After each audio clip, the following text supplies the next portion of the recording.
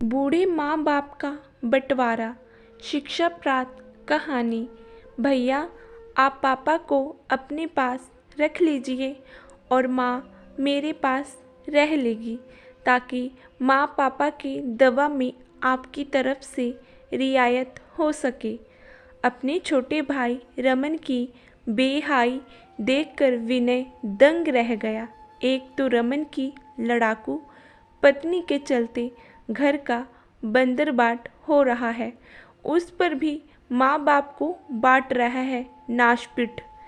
विनय बेचैन होकर बोला, देख रमन, एक तो तेरी पत्नी ने घर का बंटवारा करवाया और सब कुछ तुम लोगों के मुताबिक ही होगा, यह जरूरी नहीं है।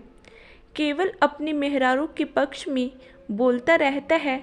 वही सिखाई है कि माँ बाप को बांट लिया जाए ना, पर मेरा मन यह मानने को तैयार नहीं है। अपने ही पालनहार को अलग अलग कर दिया जाए, इसलिए दोनों मेरे साथ ही रहेंगे।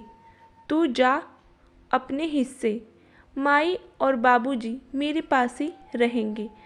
अभी तेरी भाभी है ना, दोनों को संभाल लेगी।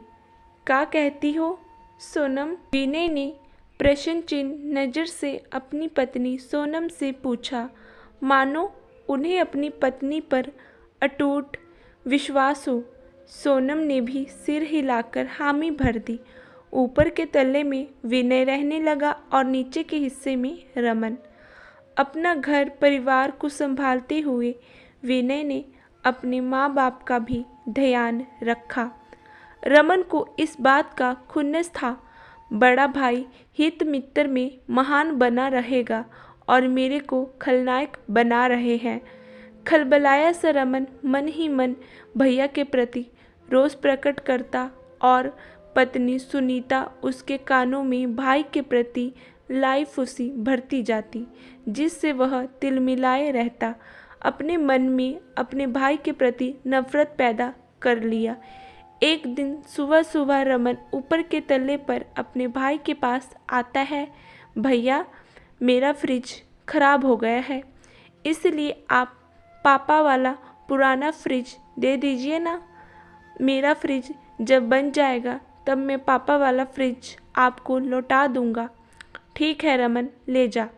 इस तरह से रमन बहाना से आता और माँ बाप के खरीदे हुए सामान को ले जाता था। कहता था, कभी टीवी खराब है, कभी पूजा के लिए पीतल का बर्तन चाहिए, कभी कुछ कभी कुछ। इस तरह से जो सामान उसके हाथ में आ रहा था, तकरीबन उसे अपने घर में ले गया। विनय सब समझ रहा था और अपने भाई का लालच देखकर उसे बहुत ही दुख हो रहा था। रमन अपनी पत्नी के हाथों का कठपुतली बन नाच रहा था। एक दिन रोने पीटने की आवाज़ नीचे वाले तल्ले से आने लगी। क्या हुआ रमन, क्यों हल्ला हो रहा है? सब ठीक है ना बबुआ? बालकनी से झांकने पर देखा कि रमन नीचे सोया हुआ है और उसकी पत्नी चीख चीख कर रो रही है। विनय ने नीचे आकर देखा तो रमन बेहोश पड़ा है। आनन फानन में एम्बुलेंस बुलाकर तुरंत हॉस्पिटल ले जाता है विनय। रमन को माइनर अटैक आया है। ईसीजी और इको से पता चलता है उसे हार्ट अटैक आया है और हाई ब्लड प्रेशर भी है। होश आने पर उसको ज़ोर ज़ोर से पंखा चलते हुए दिख रहा था। दीवार पर चलते हुए दिख रही थी। पर्दा का रोड ऊपर नीचे हो रहा था। मतलब हाई ब्लड प्रेशर से लो ब्लड प्रेशर हो गया। फिर उसका इलाज चला। 5 दिनों में डिस्चार्ज मिलता है। कुछ दिनों के बाद सब कुछ नॉर्मल होने के बाद रमन अपनी पत्नी के पास आता है और हॉस्पिटल का खर्चा देने की बात करता है। तभी विनय बोलते हैं, देख रमन, तू बीमार था, इसलिए मैंने अपने बड़े भाई होने का धर्म निभाया। जैसे मेरे लिए माँ बाप है, वैसे तू है सगा रे। बस तू खुशी से रह और अपनी सेहत का ख्याल रखा कर। विनय का लाड प्यार देखकर रमन का दिल अतिरेक स्नेह से भर गया और वह अपने बारे में बुरा सोचने लगा कि वह एक दुर्जन भाई है जो अपने बड़े भाई को हमेशा आहत करता रहा, अपना लालच देखता रहा। रमन की पत्नी भी दोनों भाई की वार्तालाप को देखकर शर्मिंदगी महसूस करने लगी।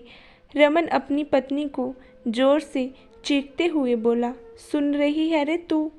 भैया भाभी खड़े हैं, माफ़ी मांग और अब से हम सब मिलकर रहेंगे।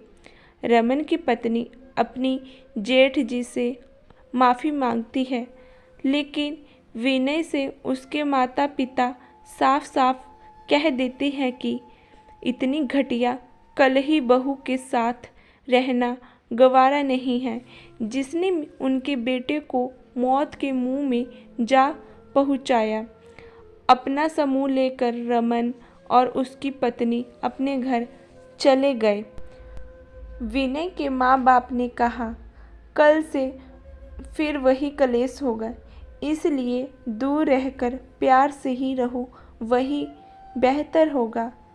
कहानी कैसी लगी दोस्तों, कमेंट में ज़रूर बताइएगा।